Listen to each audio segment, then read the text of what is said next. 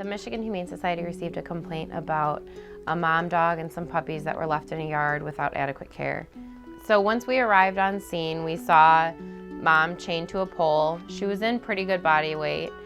She did not have shelter, she did not have food, and she had a chain around her neck. So we knew right away those were things that we were gonna have to fix. The puppies were running all over the yard. The yard was filled with debris.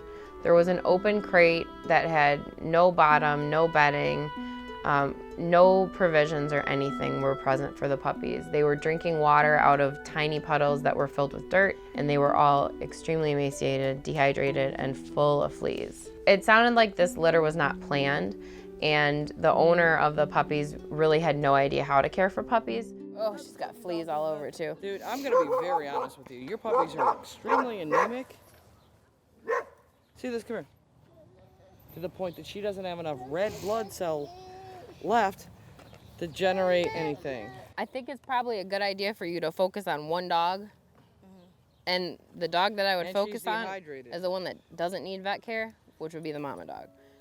So the puppies clearly needed vet care. Their gums were white, they had fleas, their bones were showing, they were very, very thirsty. We asked the owner if she would consider surrendering them so that we could get them immediately to a vet. And once she realized the state of their medical condition, she did agree to surrender all the puppies to us. There are complaints that we go on where it's clear that prosecution is an appropriate outcome, but there are also complaints we go on where it's just appropriate to try to educate the person.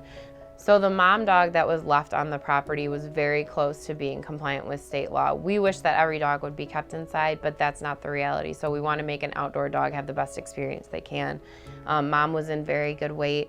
She had a chain around her neck, which we replaced with a nice thick collar that was sturdy and safe for her. We advised her to get water out there, and we also dropped a dog house off to give her a chance to get Mom in good shape. Once we got back to the shelter, a vet was called to check on these guys. They were really thin, they were very dehydrated, and they were anemic because they had fleas all over them. So they had really not enough blood in their little bodies. A vet came and checked on them. We got them fluids to rehydrate them. We gave them food and water and some comfy bedding. The puppies are now doing really well at the shelter. You can really start to see their personalities now. This is Graham, who's one of the puppies that we were able to save that day.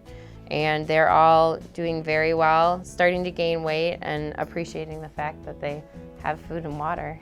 It's because of your life-saving support that we were able to save Graham's life along with his brothers and sisters.